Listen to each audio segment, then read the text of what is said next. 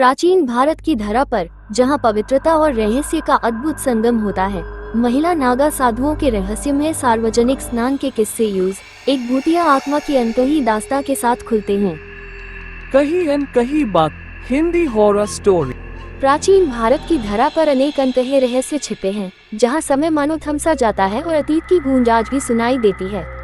नागा साधु, ये शब्द सुनते ही मन में एक अनोखी कल्पना उभर आती है, निर्भीक, सनातन और अद्वितीय आध्यात्मिकता का प्रतीक।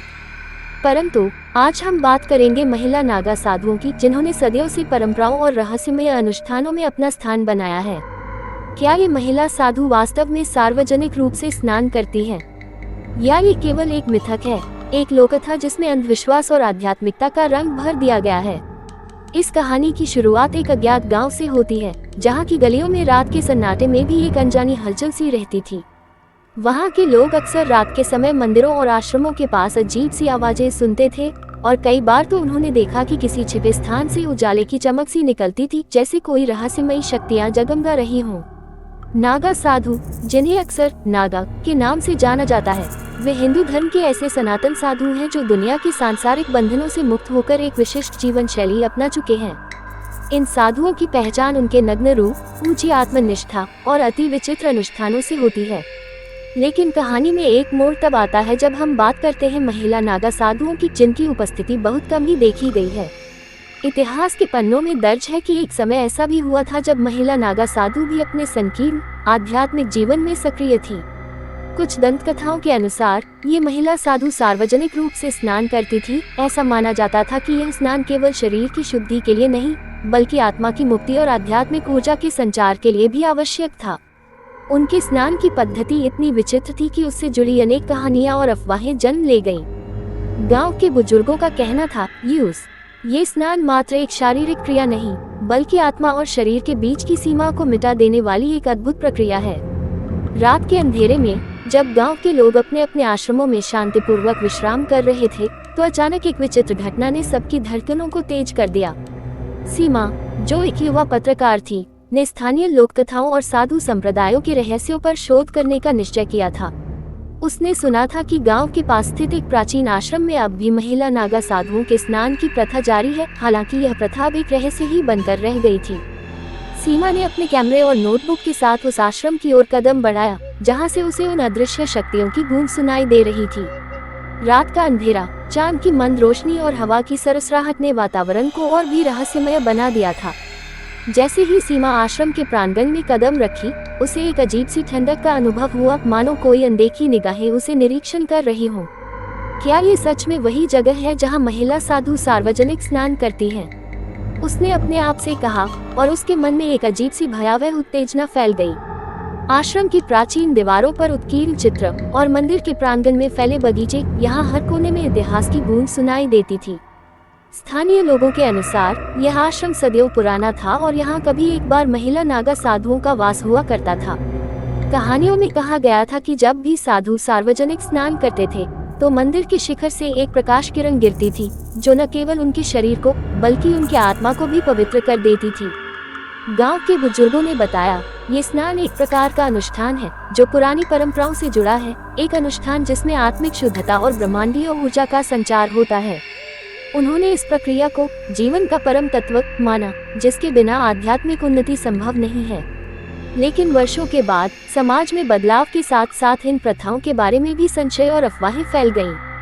सीमा ने जैसे ही मंदिर के एक कोने में प्रवेश किया, उसे वहां की प्राचीनता और रहस्यमयता ने मंत्रमुग्ध कर दिया। हर दीवार पर लिखी कहानियां और चित्र मानो कोई गूढ़ संदेश छोड़ गए हों। उसने देखा कि मंदिर के मुख्य द्वार पर एक बड़ा शिलालेख था, जिसमें लिखा था, जहां आत्मा मिले शुद्धि, वहां प्रारंभ हो सच्ची मुक्ति। इस संदेश ने उसकी जिज्ञासा और भी बढ़ा दी। वह धीरे धीरे मंदिर के अंदर बढ़ी, और अचानक उसे एक हल्की सी खटपट सुनाई दी, जैसे कोई कदम धीरे धीरे उसके पीछे आ रहे हों। क्या ये हवा की आहट है, या कोई भूतिया प्राणी? सीमा ने खुद से सवाल किया, परंतु उसका मन ये कह रहा था कि आगे बढ़ना ही है। उसने अपने कैमरे की लाइट जलाकर उस अंधकार को चीरते हुए आगे बढ़ी। हर कदम के साथ उसके दिल की धड़कन तेज हो रही थी, और मन में अजीब भय और उत्सुकता का संगम था। जब सीमा मंदिर के मुख्य हॉल के पास पहुंची तो उसे एक विशाल जलाशय दिखाई दिया। ऐसा लगता था कि यह जलाशय विशेष अनुष्ठानों के लिए बनाया गया था। स्थानीय कथा के अनुसार यहाँ ही महिला नागा साधु अपने दैनिक स्नान करते थे। लेकिन क्या ये केवल पवित्र स्नान था या इसमें कोई गूढ़ रहस्य छिपा था? जलाशय के किनारे पर कई पुराने पत्थर हैं जिन पर अतीत की कहानियां अंकित हैं। सीमा ने देखा कि पानी की सतह पर चांदनी की किरणें खेल रही थीं और उस अद्भुत प्रकाश में मानो पानी जीवंत हो उठा हो। क्या ये वो पवित्र जल है जिसमें साधु आत्मा और शरीर की एकता प्राप्त करते हैं? उसने अपने आप से कहा और उसके मन में एक अजीब सी दिव्यता का अनुभव हुआ। जैसे ही सीमा जलाशय के पास पहुंची, उसने देखा कि पानी के उस पार एक धुंधली परछाई धीरे धीरे उभर रही थी। वह परछाई बिल्कुल वैसी थी मानो कोई महिला आकृति जिसकी आंखों में गहरा दर्द और रहस्यमय चमक थी। उसकी उपस्थिति ने सीमा का रूह कांपने पर मजबूर कर दिया। ये तो मानो किसी भूत की झलक हो, उसने फुसफुसाते हुए कहा। उस परछाई की ओर बढ़ते हुए सीमा के दिल में अजीब सी बेचैनी और उत्सुकता का संगम हो उठा।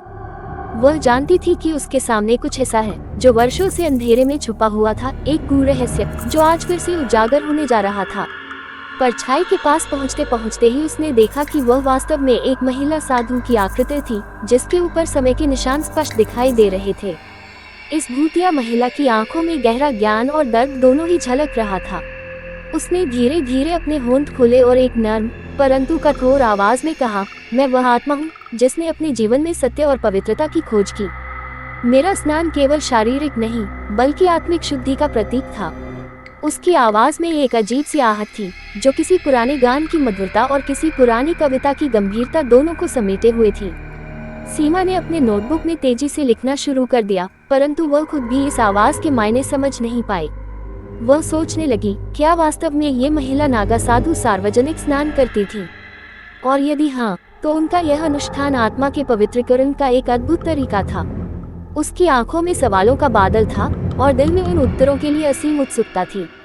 जैसे जैसे रात गहराती गई, वातावरण में और भी अधिक रहस्यमयता फैल गई। अचानक जलाशय के पानी से उठते हुए एक भयंकर आवाज ने सबको दहला दिया। कौन है यहाँ जो हमारे रहस्य को उजागर करने का साहस रखता है? यह आवाज इतनी गूंजती थी कि मानो पूरे आश्रम में गूंज रही हो। सीमा ने देखा कि उस जलाशय के ऊपर धीरे धीरे एक धुंधली और भूतिया आकृति उभर रही थी जिसके चेहरे पर दर्द, क्रोध और उदासी के मिश्रित भाव साफ दिखाई दे रहे थे। उस भूतिया आकृति की आंखों से निकलती तेज रोशनी ने वातावरण में एक अजीब सी गर्माहट फैला दी। सीमा का दिल डर और उत्सुकता दोनों से भर गया था। उसने महसूस किया कि वह एक ऐसी घटना का साक्षी बनने जा रही है जो सदियों पुरानी कहानियों से भी अधिक गहन और रहस्यमय थी। भूत ने कहा,